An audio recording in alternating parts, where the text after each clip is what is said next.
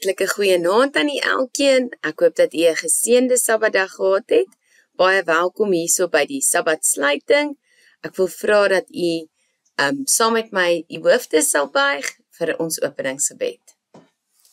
Liewe Here, baie dankie dat ons aan die einde van 'n wonderlike en heerlike Sabbatdag kan kom en net kan kom dankie sê dat ons weer tyd saam met u kan kom spandeer het.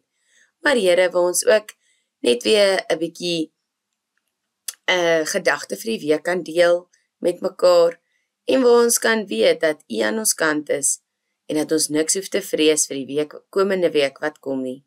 Here, ek wil vra dat u asseblief met my sal wees nou, waar ek 'n woord gaan bring. Wil ek vra dat u asseblief dat dit u woord sal wees wat gespreek word, nie myne nie, maar u sin alleenlik. Gaan dan ook met ons nou. Maak ons geestelike ore oop, sodat ons wil hoor wat u vir ons wil sê. Ons bid dit net in u groot en heilige naam. Amen. Ek wil by julle hoor, as ek name soos Serena Williams, en Usain Bolt, en Virat Kohli, en Magnus Clausen, en Michael Phelps vir julle noem. Wat Michael Schumacher, Max Verstappen, wat dink julle sê daai name vir julle? Hulle almal het iets in gemeen. Hulle almal is wêreldkampioene in 'n spesifieke sport of aktiwiteit.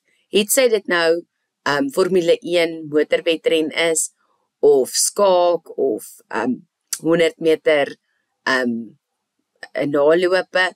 Hulle almal se name, of 'n tennis wat hulle speel, hulle almal is wêreldkampioene in daai spesifieke sport of aktiwiteit. Nou mens kry honderde verskillende wêreldkampioen sportsaktiwiteite of aktiwiteite. En dis nie eers afgebreek in kategorieë vir mans en vrouens of verskillende ouderdomme nie. So daar's absoluut so groot kan men sê tafel van wêreldkampioene. Nou, hierdie week se paartjie het ek gehoor by een van ons predikante. Hy het dit vir ons die een dag vertel op 'n spesifieke tyd wat dit vir my gevoel het daardie week, ook op 'n Sabbatsluiting, dat so baie goeders is nou nie reg nie en daar's baie goed wat weggeneem is, maar ja, kom ek vertel julle die verhaal. Dis 'n ware lewensverhaal. Dis van Dawid en Josef wat 2 boties was. So Dawid was 'n wêreldkampioen albaster gooi maat. So hy was 'n wêreldkampioen in albaster gooi. Josef, die kleiner boetie, was nou nie so goed soos Dawid nie, maar hy kon ook albaster speel. Hy het dan die wêreldkampioen boetie as 'n hulpmiddel. En Dawid het almal by die skool gewen. So almal het geweet, jy speel nie eintlik teen Dawid nie, want jou kanse dat jy gaan wen is baie skraal, maar hy het tog somtyds laat mense wen, want hy wou ook gehad het mense moet teen hom speel. Nou in die skool waar hulle was daar 'n boelie. En hy het geweet dat hy kan nie Dawid wen nie, maar hy het geweet hy kan vir Josef wen. So een middag het Dawid na een van sy ander vriende toe gegaan en hy was nie tuis nie. En so het Josef buite in die tuin rondgespeel, maar baie verveeld, want sy boetie is nou nie meer daar nie. En toe kom die boelie verbygestap. En hy sê vir Josef, nee, maar waar is jou boetie? En hy sê, nee, my boetie is nie hier vandag nie. En hy het by 'n maatjie gaan kuier. En die boelie sê, maar wil jy nie bietjie albaster gooi en speel nie? En onthou, 'n boelie is baie slim. Hulle weet hoe om te manipuleer en die spel in hulle patrone half te kry. Nou, Josef het gedink, ja, kom ek speel bietjie albaster, want ek het darm dan 'n maatjie.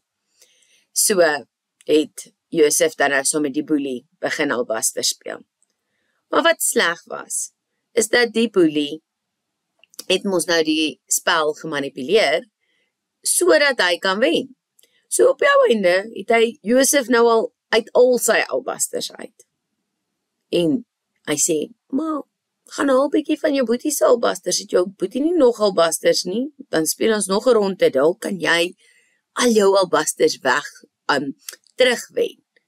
En Josef in sy onkunde besluit, ja, hy gaan so 'n bietjie van sy boetie se albastertjies gaan haal en dan gaan hy met dit speel.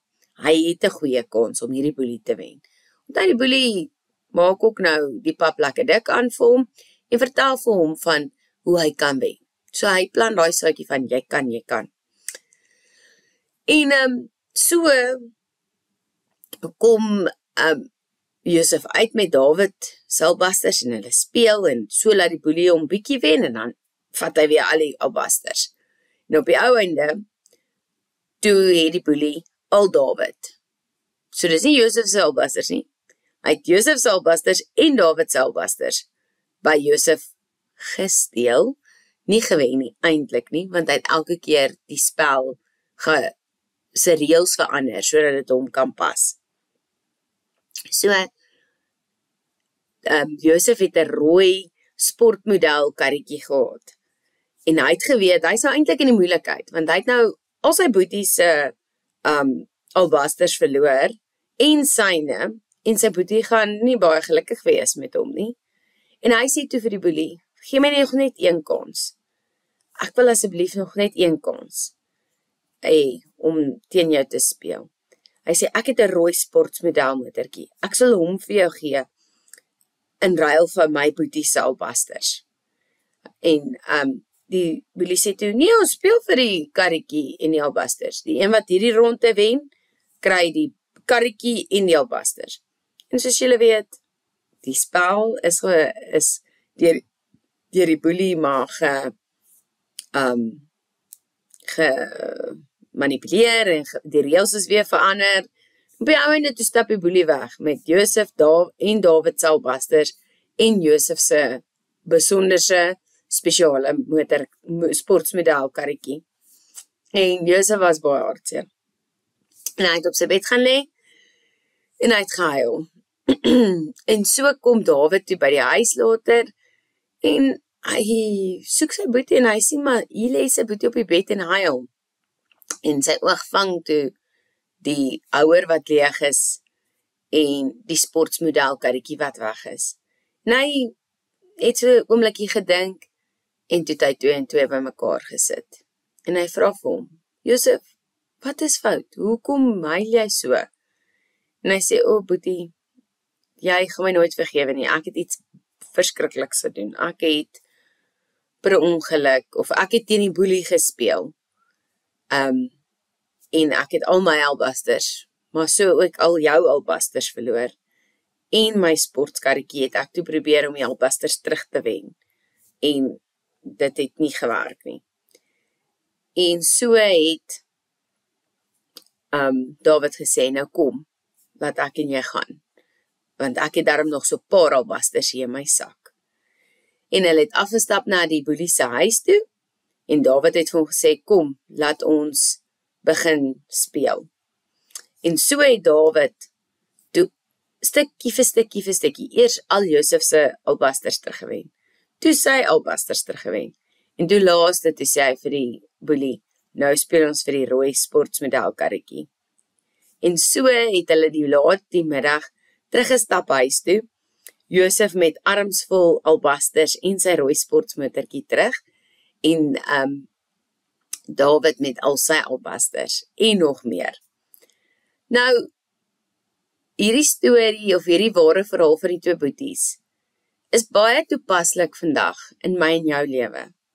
Want net soos daai boelie, kom die Satan en hy verander reëls, en hy manipuleer, en hy wil die heeltyd net nog 'n bietjie van jou afkom steel. Dit het my laat dink aan die vers in Johannes 10 vers 10.